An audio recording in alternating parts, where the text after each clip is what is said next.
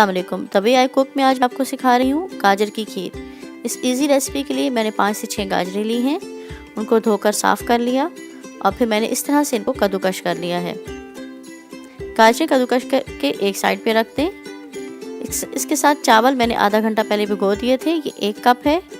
आधे घंटे बाद मैंने इनका पानी निकाल कर इनको इस तरह से क्रश कर लिया। क्रश करने से चावल जल्दी गल जाएंगे। क्रश करके इनको एक साइड पर रख दें। गाजर खीर के लिए चीनी चाहिए 1 1/4 कप और कुटी हुई इलायची चाहिए 1/4 चाय का चम्मच। दूध 2.5 लीटर। दूध को मैंने उबलना रख दिया है। जब दूध बॉइलिंग पॉइंट पर आ जाएगा तो मैं इसमें गाजर शामिल कर दूंगी और गाजर शामिल करने के बाद इसको हाई फ्लेम पर पकाना है इतनी देर कि दूध उबलने लग जाए। गाजर शामिल कर दी है मैंने। अब इसको मैं हाई फ्लेम पर इतनी देर पकाऊंगी कि दूध उबलने लग जाए।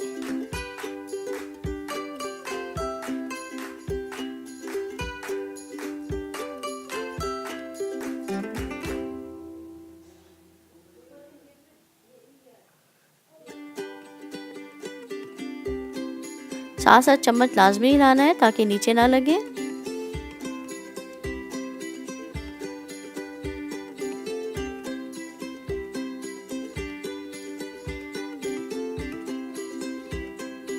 दूध बॉइलिंग पॉइंट पर आ गया है। अब मैं लो टू मीडियम फ्लेम पर इसको 20 मिनट के लिए पकाऊंगी। साथ साथ चम्मच हिलाती जाऊंगी और इतनी देर पकाना है कि गाजर जो है नरम हो जाए। देखिए अभी गाजर नरम नहीं हुई है, अभी इसमें सख्ती है और इसको मज़ीद कुछ देर और पकाएंगे। साथ साथ चम्मच हिलाती जाऊंगी। देखिए 20 मिनट हो गए हैं और गाजर नरम हो गई है। अब मैं इसमें चावल ऐड कर दूंगी।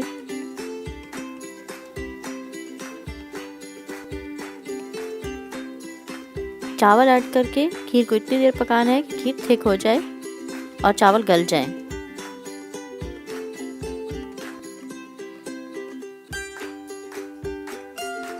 साथ साथ चम्मच हिलाते रहना है, बीच में इसको चेक करना है। देखिए खीर थिक हो चुकी है और चावल गल गए हैं, गाजर भी गल चुकी है। अब मैं इसमें चीनी ऐड कर दूंगी।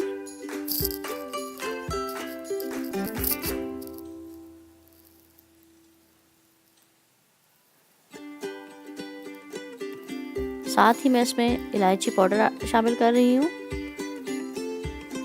अब इसको ध्यान से पकाना है क्योंकि चीनी शामिल करने के बाद खीर के नीचे लगने का ख़तरा होता है, इसलिए साथ साथ इसमें चम्मच हिलाते जाएं।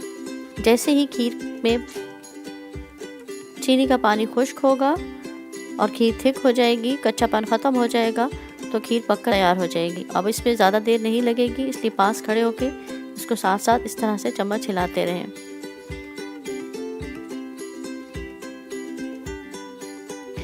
खीर थिक हो चुकी है, अब ये सर्व करने के लिए तैयार है। देखिए खीर थिक होके तैयार है। उम्मीद है आज की रेसिपी आपको पसंद आई होगी। चैनल को सब्सक्राइब करें, वीडियो को शेयर करें और लाइक करना ना भूलें। जो भी रेसिपी आप देखते हैं उसको साथ साथ फॉलो किया कीजिए और कोशिश करें कि फुल रेसिपी देखें ताकि आपको फॉलो करने में आसानी हो और अपनी फीडबैक ज़रूर दिया करें।